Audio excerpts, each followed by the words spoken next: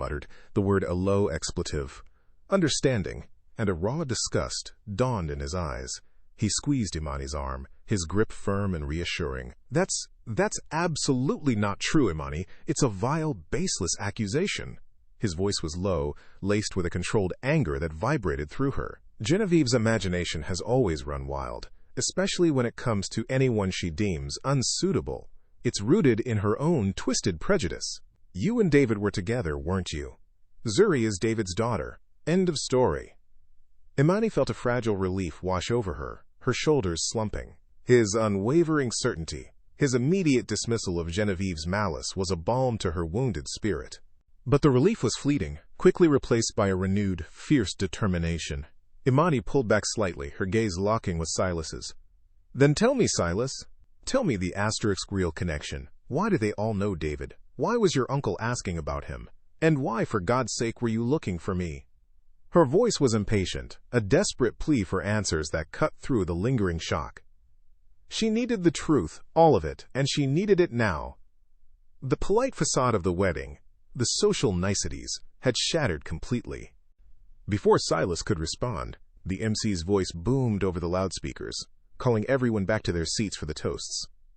Ladies and gentlemen, please take your places. The happy couple will soon be making their grand entrance for the first toast. Silas let out a frustrated sigh, his gaze darting to the dispersing guests. He leaned closer to Imani, his voice urgent and low. David didn't steal anything, Imani, he began, bypassing her questions for the most critical piece of information. He was helping Sherming. He was investigating someone inside my own family. Someone highly placed. He paused, his eyes fixed on hers before delivering the final, shocking blow. My uncle, Senator Alistair Thorne. Imani's jaw dropped. The music, the chatter, the MC's voice, all faded to a muffled roar. Senator Alistair? The charismatic, powerful man who had just greeted her with such polite interest? David, a hero, not a thief? Her entire understanding of the past 7 years, of David's abandonment, shattered and reconfigured itself in an instant. Silas saw the dawning horror and understanding in her eyes. He continued, his voice softer now, laced with a grim respect. David was gathering evidence, working to expose Alistair's corruption, but before he could hand it over, Alistair found out. David had to disappear, Imani. Not because he was guilty, but because he was trying to protect you. To protect Zuri. He knew Alistair would stop at nothing to silence him, and he couldn't risk you two being caught in the crossfire. Imani felt tears welling, hot and unexpected. Not tears of anger at David, but of a profound, aching sorrow. He hadn't abandoned them out of selfishness, but out of a desperate, terrifying love. The man she'd mourned as a coward was, in fact, a hero. The dinner bell chimed again, a persistent, metallic clang. Silas took her hand, his grip firm. We can't talk here, he said, glancing around at the rapidly filling tables. Meet me in the library. East wing, second door on the right. Give me 20 minutes to make sure no one follows. I'll explain everything. His eyes held a desperate urgency, a plea for her trust. Imani nodded, still reeling, but a fierce determination was beginning to burn through her shock. She had to know. For David. For Zuri. As Silas led her back to their table, offering a practiced, reassuring smile to their fellow guests, Imani felt like she was wading through quicksand. The opulence of the ballroom, once merely alienating, now felt suffocating. Her world, once clearly defined by her work as a nurse and her role as a single mother, had suddenly fractured. She was no longer just Dr. Imani Reed. She was embroiled in corporate espionage, in Thorne family secrets, in a dangerous game where her ex-husband was a hero and her daughter was potentially a target. The weight of it all pressed down on her, a profound sense of responsibility she hadn't asked for, but couldn't now deny. She swallowed hard, forcing a smile onto her own lips, her mind racing with 100 questions. 20 minutes later, Imani found herself standing before a massive oak door in the east wing of the Westbrook estate. She took a deep breath, steeling herself, then pushed it open. The Thorne family library was a cathedral of knowledge, bathed in the soft glow of sconces. Floor-to-ceiling bookshelves lined every wall, filled with leather-bound volumes that seemed to hum with forgotten stories. Dark wood paneling, a grand stone fireplace, and plush, antique furniture created an atmosphere of imposing history and quiet power. Silas stood by the far window, his back to her. He turned as she entered, his expression grim. Without a word, he closed the heavy door, the solid thud echoing in the silence, sealing them off from the world and all its pretense. Silas began to pace, his hands clasped behind his back, his gaze fixed on the rich carpet. In 2010, Thorne Innovations was developing a top-secret encryption system for the Department of Defense, he explained, his voice low and intense. A game-changer, something that would revolutionize national security. He stopped, turning to face Imani, his eyes burning with a controlled anger. My uncle, Senator Alistair Thorne, was deeply resentful. He believed the CEO position should have been his, not mine. He saw an opportunity to undermine me, to enrich himself, and to gain political leverage. Imani listened, her heart pounding. The pieces were beginning to click into place, forming a horrifying picture. He started selling our research. Silas continued, his voice tight with disgust. Proprietary algorithms, design schematics, the works. To foreign competitors. He was committing corporate espionage. Treason, really. Against his own family's company. And against the country. David? Imani whispered, the name catching in her throat. Silas nodded, his expression somber. Yes, David was one of our best. He was in corporate security, not construction as he told you. We brought him in to investigate the leaks internally. He was brilliant. He found proof. Silas ran a hand through his hair, his frustration palpable. Access logs, encrypted communications, even offshore accounts linked to shell corporations. It was all there. He was going to bring it to me. We were going to expose Alistair. Imani held her breath, dread coiling in her stomach. But he didn't, she finished, the words flat. No, Silas confirmed, his voice grave. Before he could act, his apartment was broken into. Everything was stolen. The proof, his personal belongings gone. And David, he resigned the next day. Vanished without a trace. A gasp escaped Imani's lips. It was all suddenly, horribly clear.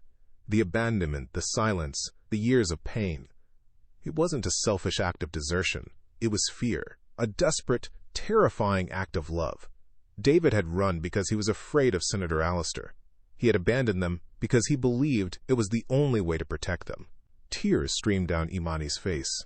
A complex mix of sorrow for David's sacrifice and a heartbreaking understanding of the impossible choice he'd made. Silas stepped closer, his hand gently touching her arm. He was protecting you, Imani. He was protecting his family. He knew Alistair was ruthless. He knew what he was capable of. He chose to disappear rather than put you and Zuri in harm's way. Imani swallowed, trying to compose herself, but her voice still trembled. But he's dead, Silas, she said, the words heavy with the weight of that recent, unexpected loss. He died 3 months ago. If he was protecting us from Alistair, and Alistair couldn't get to him, then why is this all being stirred up again now? What's the point? The danger is past, isn't it?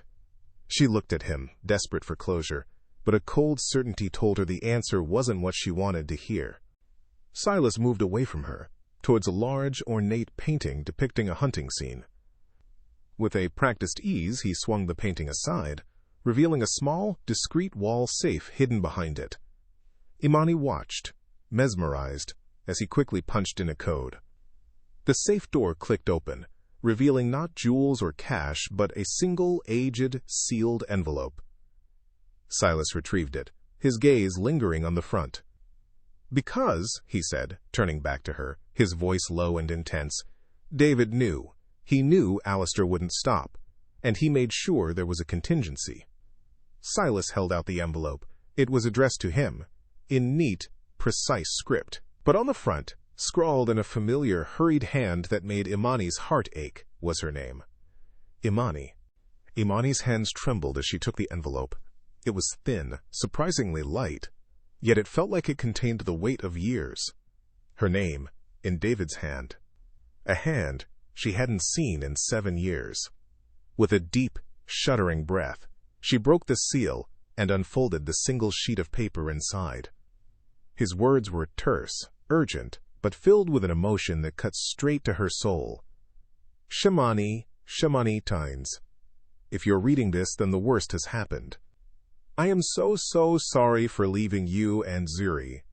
It was the hardest thing I ever did, but I swear on my life, it was to keep you safe from Silas Thorne. He's a monster, and he would have used you against me. I couldn't let that happen. Differently stressed Silas. He's the only one who can help you. He's a good man, despite his family. There's still evidence out there, Imani. Hidden. Evidence that will expose Alistair once and for all. But it's hidden where only Zuri can find it. The key is in the stars Orion's belt. The third star holds the truth. Tell Zuri I love her. Tell her I always did. You too, Imani. Always. David.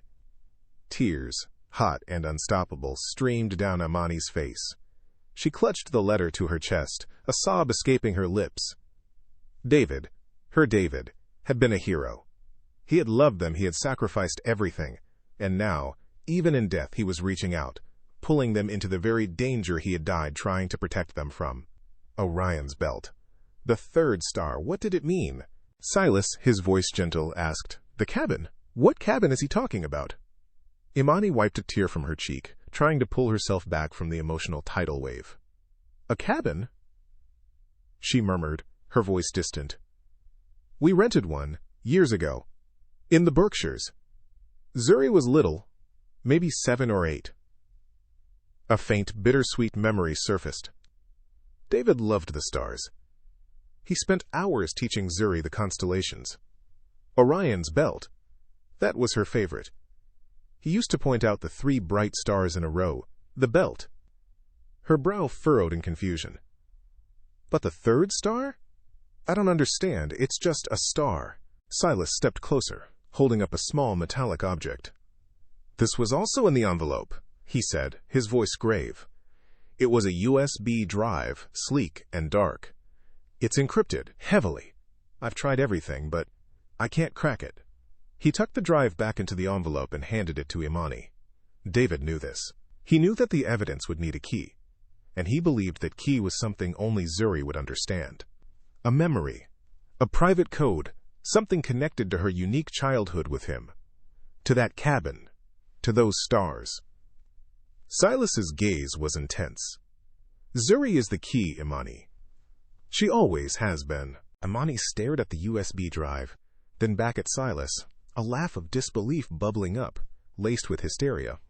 This is insane. This sounds like a bad thriller movie plot, Silas. A secret safe, a posthumous letter, a cryptic clue only my 14-year-old daughter can solve? She shook her head, overwhelmed. It's too much. It's impossible. Silas's expression remained firm. Is it, Imani? David, a corporate security expert, suddenly vanishes after finding evidence of treason against a powerful senator. He leaves a letter, hidden in a safe only he knew about, meant to be found after his death, explicitly stating he was protecting you and Zuri. And then he leaves a cryptic message about evidence only Zuri can find, tied to a memory you just confirmed. Does that sound like a coincidence? He paused, letting his words sink in. Or does it sound like a man, cornered and desperate, leaving a breadcrumb trail for the only person he could trust to follow it? Before Imani could respond, the heavy library door swung open with a soft creak. Both she and Silas froze, turning. Genevieve Thorne stood in the doorway, a composed mask on her face, her eyes sweeping over them, lingering on the envelope Imani was still clutching. "Ah, there you are, you two," Genevieve said, her voice dripping with artificial sweetness. "The happy couple. Where did you disappear to? We were beginning to think you'd eloped." Her tone was light, but her gaze was sharp, suspicious, and undeniably knowing. The sense of immediate threat was palpable. Silas, ever quick, stepped slightly in front of Imani, his arm discreetly shielding the envelope and the USB drive.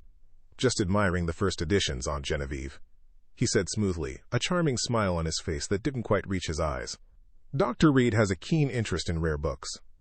Genevieve's gaze, however, dropped to the letter. Imani quickly tried to tuck behind her back, a flicker of something unreadable in her eyes. "Indeed," Genevieve purred, her smile tightening. "Well, I'm sure you'll have plenty of time for literary pursuits later. Senator Alistair is looking for you, Silas." Something about a very important call. Her words were a clear warning. She knew. Or at least, she suspected. As Genevieve finally turned and left, Silas let out a slow breath. He turned back to Imani, his earlier frustration replaced by a grim determination. We can't stay here. Go back to the table separately. Pretend everything is fine. He paused, then looked at the envelope in her hand, then at her. I'll come to your home tomorrow. We need to talk to Zuri, together, about David's message. Imani's heart clenched. Zuri, she whispered, a protective tremor in her voice. Silas, I don't want to involve her in this. This is too dangerous. She's just a child. Silas shook his head. Imani, David said it himself. Only Zuri can find it. She's not just involved, she's the key. She already is in danger, simply by being David's daughter. We can't hide this from her, not if we want to honor David's sacrifice and finally bring Alistair down. His hand rested gently on her shoulder, his gaze unwavering. She's stronger than you think, and she deserves to know the truth about her father. Imani looked at the envelope, then at Silas, and finally, a slow, resolute nod formed. He was right. Zuri was already in this, and she deserved the truth, not more lies. All right, she said, her voice firm despite the tremor in her hands. Tomorrow. But one condition, Silas. One absolute non-negotiable condition. She met his gaze directly. If I sense, for 1 second, any danger to my daughter, we're done. I will walk away, and I will take Zuri far from here, and you will never see us again. Do you understand? Silas nodded immediately, his expression grave. I understand, Imani. Completely. I wouldn't have it any other way. He paused, then a flicker of honesty softened his gaze. And about earlier, at the wedding, how I knew you'd be alone. Imani raised an eyebrow, waiting. Jennifer, the bride, told me about Zuri and you. I knew Zuri was David's daughter. And I made sure to be nearby. The dating pretense was improvised, but Genevieve really is relentless. A faint, genuine smile touched his lips. Imani found herself returning it, a fragile bond of trust beginning to form amidst the chaos. The truth. Finally. And with it, a dangerous, shared purpose.